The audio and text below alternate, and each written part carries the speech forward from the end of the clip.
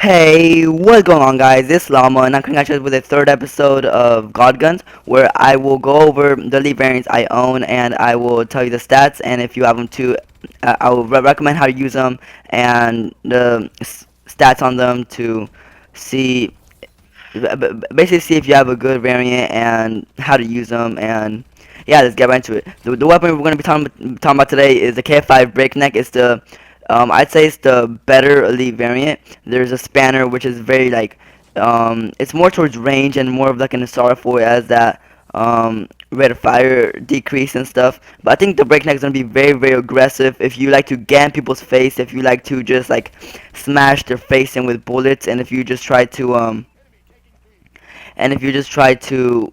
like move really fast, the Breakneck is perfect for you. Also, there are some good and bad things about the Breakneck, but overall there's two ways to use them, which I'm going to talk about later on.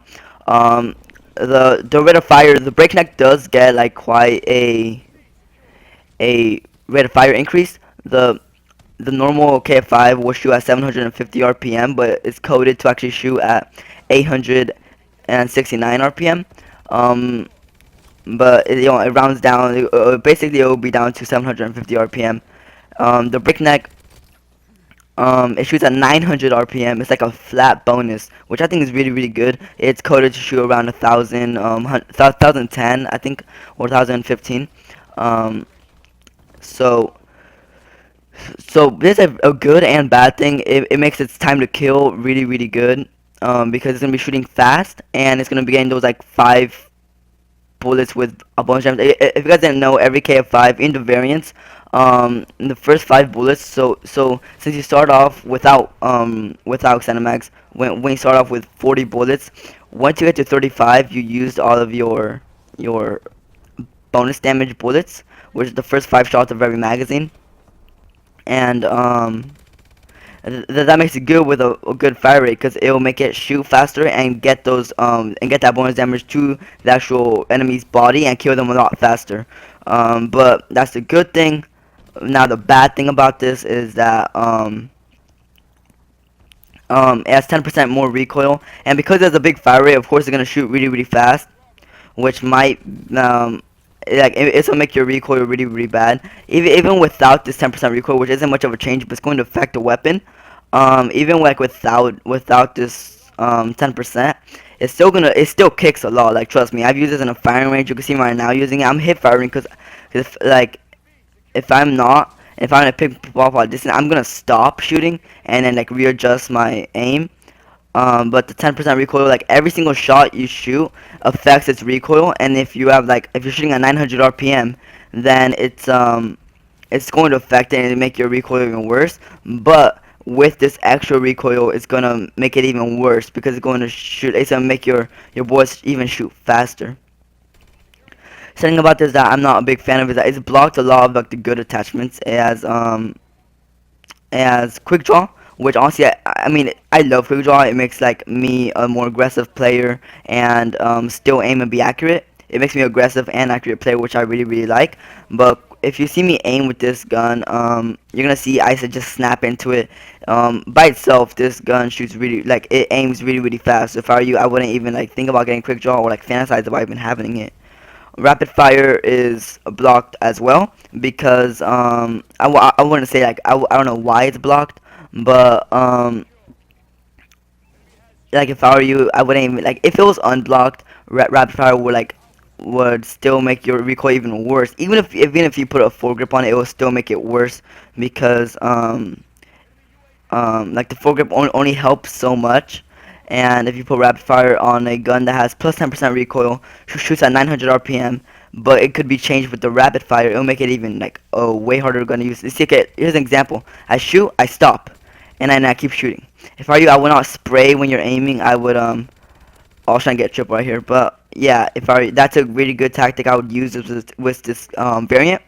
And again, rapid fire has not been able to use this one. I don't like how extended mags is actually not allowed, which I think kind of sucks because if it shoots this fast, I think you should be able to put extended mags because you're gonna end up like just burning out of ammo. Dual mags is also blocked again, another one. But it's actually like it's different because with the KF5 you really want it because like if you get those first five shots of bonus damage with every single magazine, then with dual mags it'll make it better to get those 5 shots. Stock is also not blocked. This is the final one that isn't blocked. A lot of people like stock. I'm a fan of stock, but it won't. I don't think it'll be that necessary with the breakneck, since you might. It's easier to use it more aggressively. It's harder to use it the second way, which is like more like I think only stay at medium distance. Don't try to get too close to your enemies, and burst fire a lot. That's like the second way to use it. Which a lot of people are going to be using this more aggressively. Which I don't know. Like I was using it kind of both ways here in this gameplay, which I've got to introduce the gameplay.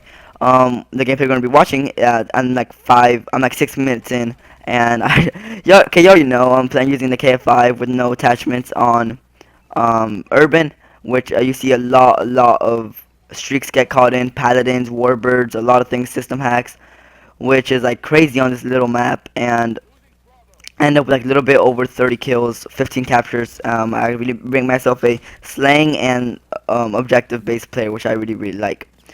I just put a foregrip and red dot. Trust me, it's gonna. If you can't use all those other attachments, then just use these two. They're pretty easy to get.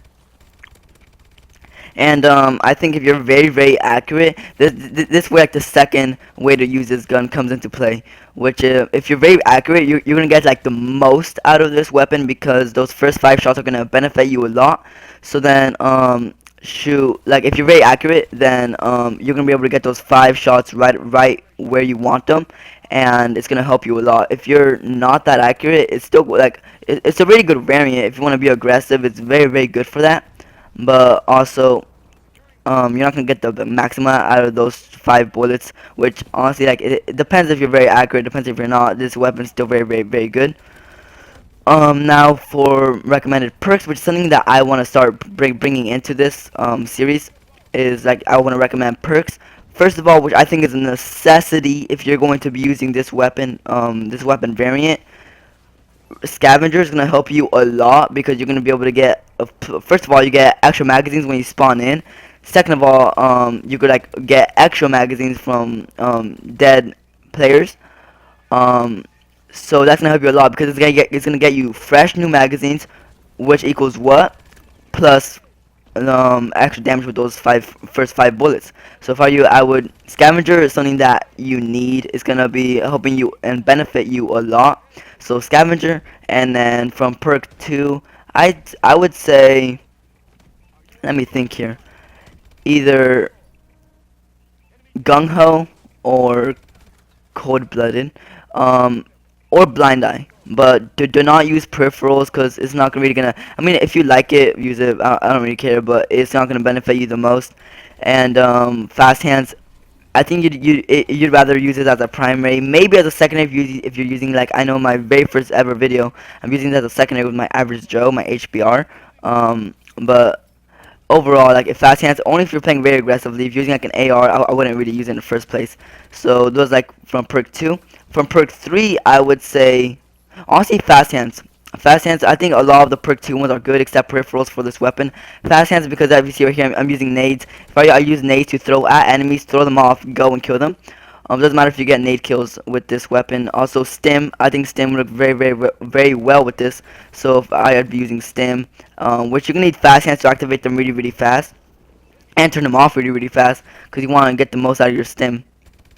And from perk 1, I would use either, well, over here I'm using flak jacket, but if I were you, I'd be using overcharge, lightweight, or use I said overcharge, lightweight, and a danger close. Overcharge so you get the most out of your stim, and danger close you get more out of your semtexes, frags, stuff like that. And you have your lightweight, so you could run a lot faster. And for attachments, like I said before, use a red dot or a foregrip. Since you don't have that much to work with, I would just end up using both of those, and that's gonna benefit you a lot. Because if you see me using the iron sights in this gameplay, I mean, it's not the best.